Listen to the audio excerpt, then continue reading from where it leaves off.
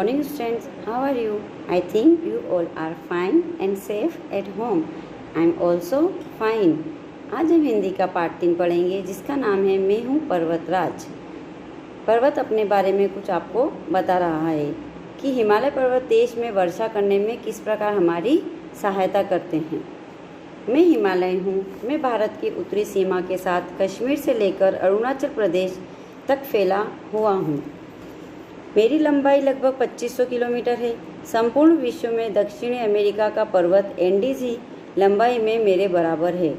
दक्षिण अमेरिका में एक पर्वत है जिसका नाम एंडीज है। वह और हमारे हिमालय पर्वत की लंबाई एक समान है। मेरी चौड़ाई सब जगह एक समान नहीं है। हिमालय पर्वत क्या कह रहा है कि मेरी चौड़ाई सब जगह एक समान नहीं है। कहीं 150 किलोमीटर चौड़ा हूँ तो कहीं 400 किलोमीटर चौड़ा हूँ। चौड़ाई की तरह ही मेरी ऊंचाई भी हर जगह एक सी नहीं है। मेरा एक शिखर माउंट एवरेस्ट तो समुद्र तल से लगभग 8,848 किलोमीटर की ऊंचाई पर है। मेरी लंबाई, चौड़ाई और ऊंचाई के कारण मुझे गिरिराज अर्थात पर्वतों का राजा भी कहा जाता है। मेरी चोटियों पर वर्ष भर बर्फ जमी रहती है। इसी कारण मुझे हिमालय अर्थात बर्फ का घर भी कहते हैं। हिमालय पर्वत पर की जो चोटियाँ हैं वो उन पर बर्फ़ जमी रहती है हमेशा, इसलिए उसे क्या कहते हैं, बर्फ़ का घर भी कहते हैं। भारत के उत्तरी भाग से निकलने वाली अधिकांश नदियाँ गंगा, यमुना, झेलम, सतलुज और ब्रह्मपुत्र मुझसे ही निकली है। इसी कारण गर्मियों में भी ये नदियों में जल भरा रहता है। मेरी पर्वत श्रेणियों को पर्वतमाला के नाम से भी जाना जाता है। जो ये पर्वत है इसकी बहुत सारी श्रेणियाँ फैली हुई है, इसे पर्वतमाला के नाम से भी जाना जाता है। यह पर्वतमाला पश्चिम से पूर्व की ओर फैली हुई है। यह बहुत दूर दूर तक फैली हुई है। हिमालय की सबसे प्रमुख श्रेणी उत्तर में है जिसे हिमाद्री के नाम से जाना जाता है। पर्वतमालाओं में यह सबसे ऊंची चोटी है।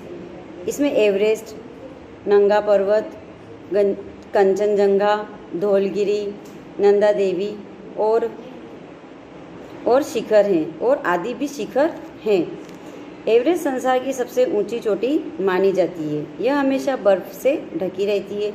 एवरेस्ट की ऊंचाई पर चढ़ना और इस पर विजय पाना संसार के जितने भी पर्वतारोही का सपना है। जो पर्वत पर चढ़ते हैं, जो उनका यह काम होता है, जिन्हें चढ़ना उनका शौक़ होता है, वह पर्वत पर चढ़ते हैं तो उनका भी एक सपना रहता है कि वह इस पर जाएं और विजय पाएं।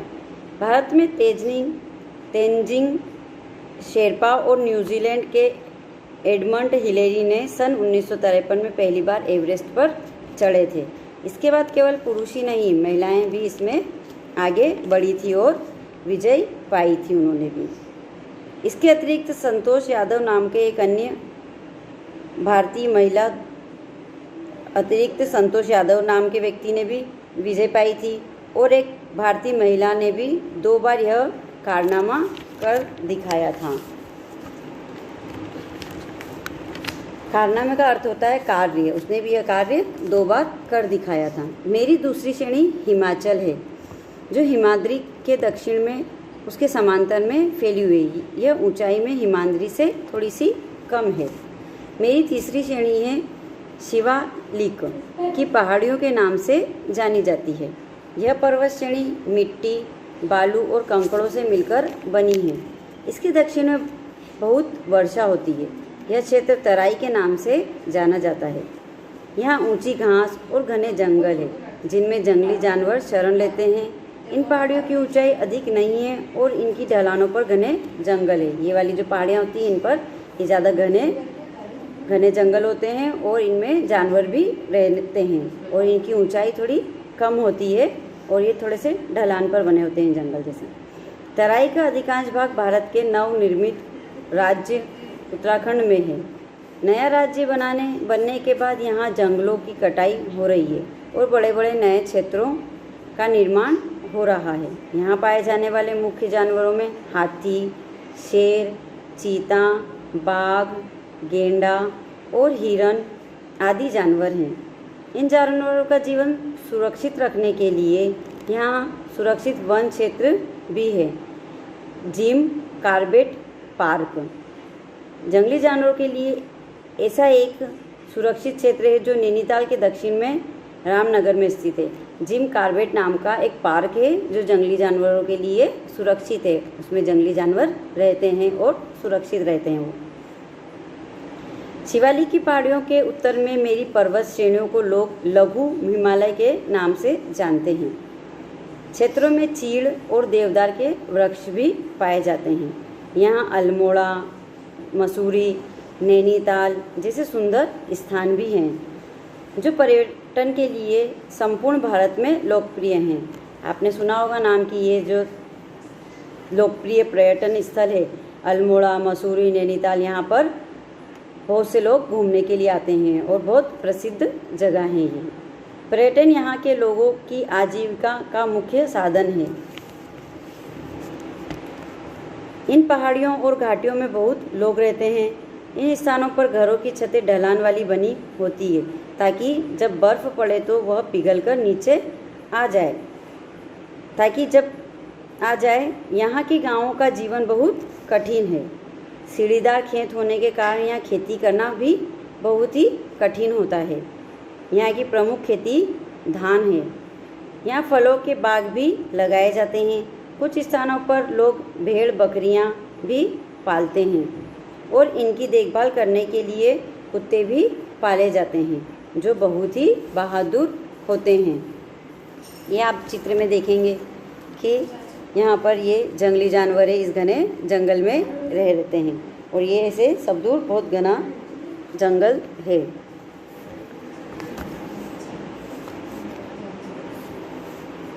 मेरी सुंदरता को देखने के लिए संसार के कोने कोने में लाखों लोग भारत से आते हैं। मेरी सुंदरता का जीवन प्रमाण कश्मीर में मिलता है। आपने कश्मीर का नाम तो सुना होगा कि वो वहाँ पर कितना सुंदर है वो कश्मीर। तो वहाँ लोग देखने के लिए बहुत ही ज़्यादा आते हैं और वहाँ की सुंदरता बहुत ही प्रसिद्ध मानी जाती है। मुझे धरती का स्वर्ग भी कहा जाता है। कश्मीर का दूसरा नाम क्या है? धरती का स्वर्ग। यहाँ की डल झील का आनंद भी अलग है। लोग यहाँ की डल झील का भी आनंद लेते हैं। इसके अतिरिक्त मुझे कई प्रसिद्ध तीर्थ स्थानों के लिए भी जाना जाता है। इन तीर्थ स्थानों में वैष्णो देवी, अमरनाथ, गंगोत्री, यमुनोत्री, केदारनाथ, बद्रीनाथ, जागेश्वर आदि प्रमुख है। आप सबने इन सब के नाम सुने ही होंगे तीर्थ स्थलों के। यहाँ पर लोग अपनी यात्रा पूरी करते हैं और बहुत से लोग घूमने भी जाते हैं। मैं भारत के लिए ईश्वर का वरदान हूँ। पर्वत क्या कह रहा है वो? कि मैं भारत के लिए एक वरदान हूँ। मेरा आकार इतना बड़ा और इतना ऊंचा है कि ये सब दूर फैला हुआ है। इसका प्रभाव संपूर्ण देश की जलवायु, वनस्पति और जीवन पर पड़ता है। मैं उत्तर दिशा की शीतल हवाओं को भारत में आने से रोकता हूँ। ये जो पर्वत है उत्तर दिशा की शीतल हवाओं को भारत में आने से रोकता है, जिसमें सदियों से अधिक ठंड नहीं पड़ती है। इसके अतिरिक्त दक्षिण दिशा में उठने वाली मानसून हवाओं को आगे जाने से रोकता हूँ, जिससे भारत के कई क्षेत्रों में वर्षा होती है। मैं भारत की उत्तरी सीमाओं पर एक सजग प्रहरी की भांति निडर और अडिग खड़े होकर उसकी रक्षा करता हूँ। ये पर्वत हमारे देश की रक्षा भी करता है और इसके कारण ही हमारे भारत देश में वर्षा भी होती है। ये जो मानसून हवाएं होती है, जो आंधी तूफान होते हैं, इनको आने से रोकता है। प्राचीन समय में मुझे पार करना असंभव माना जाता है, यानी कि ये पर्वत इतना बड़ा है कि इसे पार करना असंभव है। किंतु विज्ञान की सफलता ने अब हवाई मार्गों को खोल दिया है, जिससे लोग मुझे हवाई जहाज़ के द्वारा पार कर सकते हैं।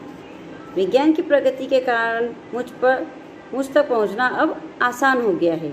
यही कारण है कि अन्य स्थानों की तरह यहाँ पर भी प्रदूषण फैलने लगा है। अब जैसे दूसरी जगह प्रदूषण फैलता था, अब यहाँ पर क्या हवाई मार्ग के द्वारा बहुत से लोग आने लग गए हैं, तो इसकी वजह से वहाँ पर भी बहुत प्रदूषण होने लगा है। ध्यान रहे, मुझे प्रदूषित करना पूरी मानवता को खतरे में डालने के बराबर है। यानी कि अगर वहाँ पर प्रदूषण होता है तो हमारा जो जीवन है वह भी खतरे में पड़ जाता है। इसलिए हमें वहाँ पर भी इतना प्रदूषण नहीं करना चाहिए। अतः मेरा निवेदन है कि मुझे प्रदूषित न किया जाए। इसलिए मेरा आप सबसे हाथ जोड़कर निवेदन है कि मुझे प्रदूषित नहीं किया जाए और स्वच्छ रखा जाए। इसलिए कि यह पर्वत के द्वारा हम बारिश होती है, मानसून हवा को आने से रोकता है और हमें यहाँ पर बहुत सी सुंदर सी तीर्थ स्थलों का और मंदिरों का भी दर्शन होता है और उनकी सुंदरता देखने को भी मिलती है। तो ये पाठ आप लोगों को अच्छे से समझ में आ गया होगा। ठीक, बाय।